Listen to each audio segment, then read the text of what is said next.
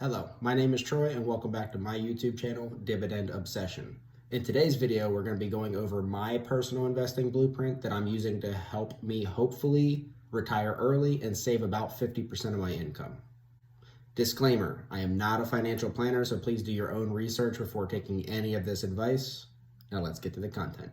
Okay, so step number one for me was getting out of debt except for my mortgage. This is kind of the Dave Ramsey approach of lowering your expenses and getting out of debt. For me, it was all about lowering the bills that I could, which was really like my car insurance, refinancing my house when the interest rates were low for coronavirus, and also paying off my car that I was leasing. In total, this saved me about $575 per month, which you can imagine adds up pretty quickly. Okay, so step number two in my investing blueprint is to build up about 3 to 6 months worth of expenses, monthly expenses in my savings account, and also 1 month of expenses in my checking account. The savings account, I'm just doing a money market account. It's the highest interest rate you're gonna get for now. You kind of understand that this money is gonna lose money over years in inflation. But it is nice to have the rainy day fund in case you need tires or something happens with your car, or your house, or unexpected medical bill or whatever it might be. So it's really nice to have. The beauty in this step is that it compounds with the last part of my blueprint, which was reducing what I spend per month. Therefore, I need less in each account.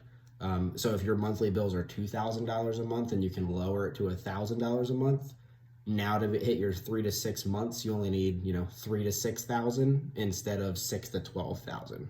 Therefore, this was a big step in allowing me to get extra money each month where I really wanted to put it, which was investing in my dividends. Okay, so step three in my blueprint is to get your company match at least in your 401k. My company does 1-to-1 for the first 3% and then 0.5% for the next 3%. So effectively it's 4.5% from the company, 6% from me.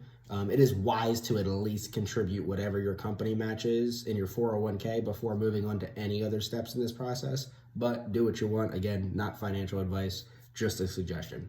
I'm currently putting about 15% of my income into my 401k. And I think my goal is to get about $100,000 in the account, and then I can knock it back down to just the company match. This is something we can experiment with as the channel grows, and you can track it to see, how my mind, goes along the process. The only reason I'm a little hesitant on that is because my 401k has been returning really good since I've had it. And also the difference, the 9% difference between 15% that I'm currently at and 6% that I would trigger it to, is that 9% that I'm putting is pre-tax. So it's not getting taxed. It lowers what I make at my company. So that 9% wouldn't just come back into my paycheck, allowing me to contribute 9% more to, the rest of my blueprint. It would really be less than that because it's going to be taxed differently. So again, this is something we can, work through as we go, and see if this is a thing that I end up, taking on, or if I just decide to keep the 15% in the 401k. Okay, so step number 4 in my investing blueprint is investing in an HSA account, also known as a health savings account. Once I had the debt taken care of and my company matching my 401k, the next thing I move on to is the HSA account. The 2022 limit for an HSA is currently $3,650 for a single filer and $7,300 for joint or families. HSAs can be used as a medical savings account, or they can be invested in mutual funds just like a regular investment account. I personally use mine to invest and lower my medical insurance since I don't really ever go to the doctor and I'm pretty healthy. I suggest reaching out to your employer to see if they offer an HSA, if it might be right for you. Okay, so that leads into step number 5 in my investing blueprint, which is opening a IRA of some sorts. The next step for me is to open a Roth IRA and to max it out every year, no matter what.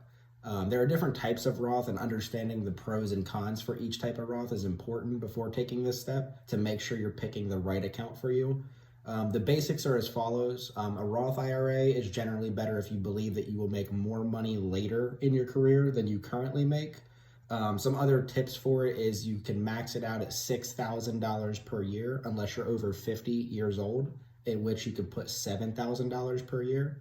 And you also can withdraw all the money that you invest in it and that you've accrued in it. So by, your return on investment, tax-free without penalty once you have hit 59 and a half years old.